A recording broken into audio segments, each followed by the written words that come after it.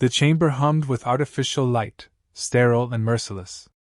Everything about the room, the seamless white walls, the glowing hexagonal panels embedded in the floor, the mechanical hum that underpinned the silence, screamed of a civilization that had long since extinguished the need for empathy.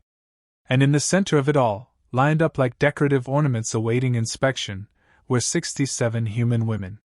Dressed identically in drab gray checkered gowns that hung loosely from their shoulders, their hands folded before them in perfect submission, they did not speak. They were not allowed to. The collars around their necks made certain of that. Towering beside them, a monstrous figure made his slow, deliberate way down the line. His skin was the color of deep cobalt, gleaming slightly under the clinical lights. Muscles bulged under black tactical armor adorned with the insignia of the Galactic crown, an angular flame eating a crumbling world. His name was Commander Krell of the King's 1st Executioner Corps.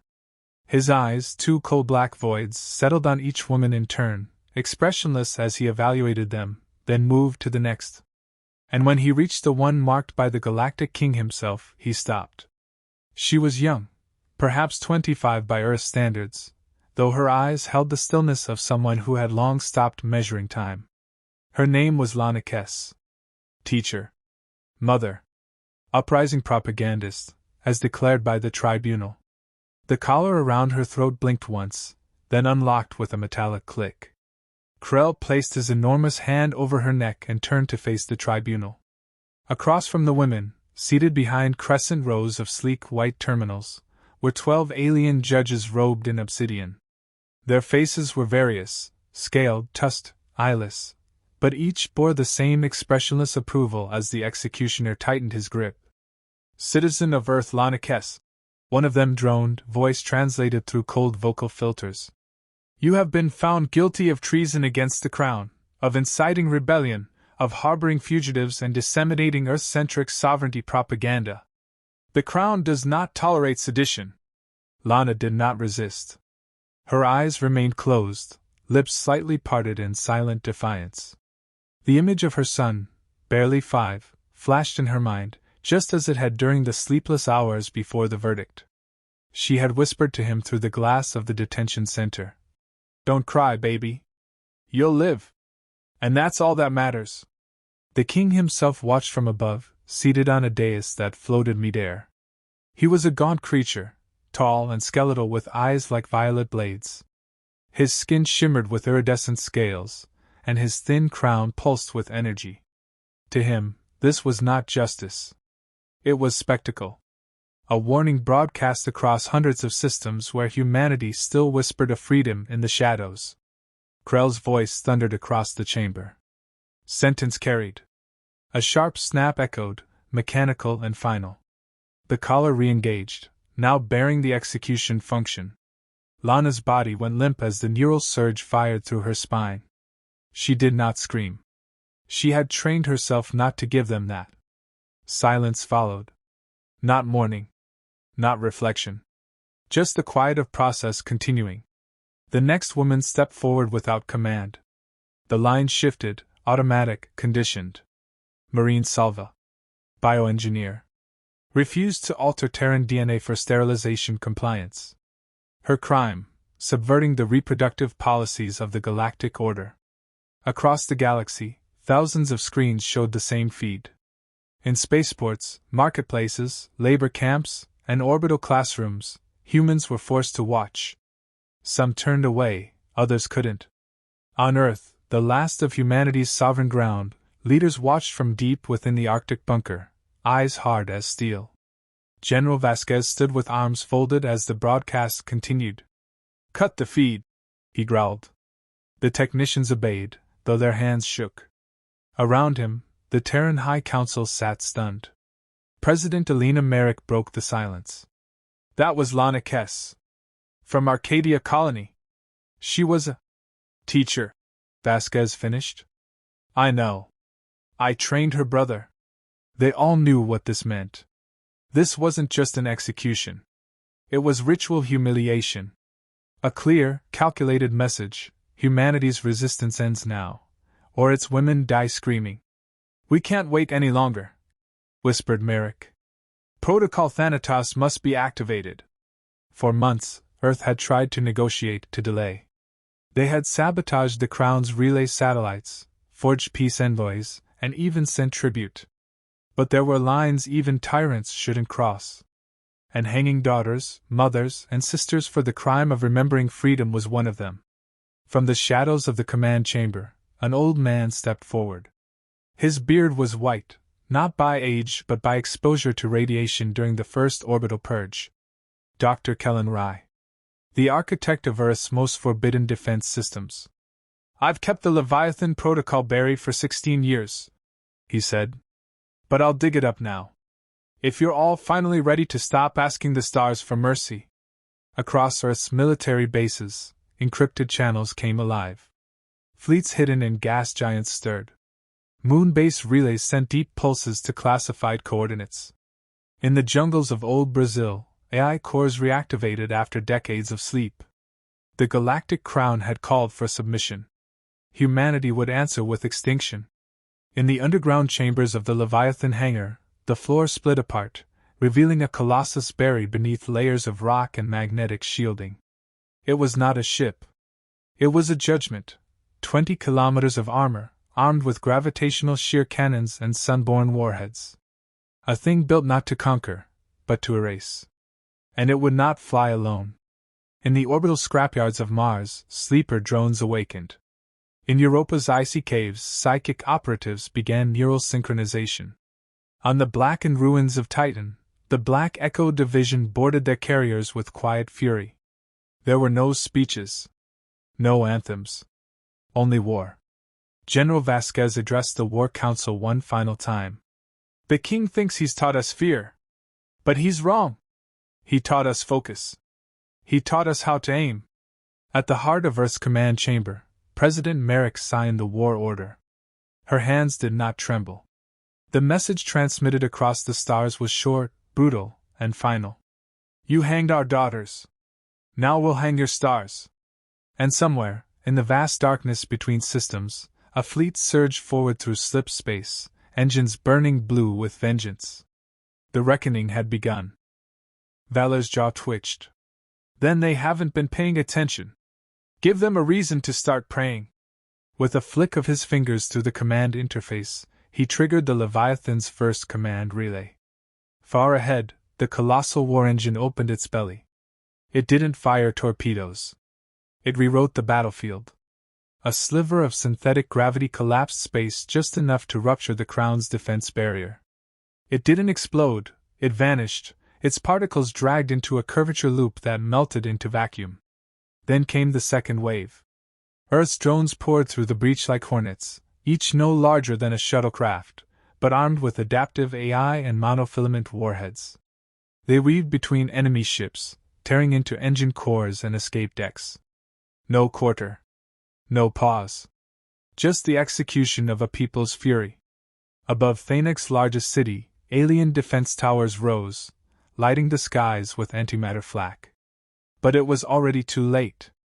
Drop pods slammed into the city's surface, bursting open to unleash the Black Echo Division, elite terrestrial shock troops enhanced with anti-telepathy rigs and pain suppression implants.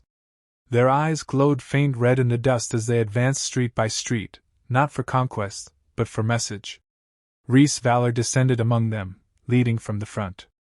He moved with ruthless intent, a plasma-edged axe in one hand and a scatter rifle in the other. Behind him came Echo 7 and Echo 12, gunners and demolition experts, each having survived more than 20 orbital operations. They weren't here to win hearts and minds.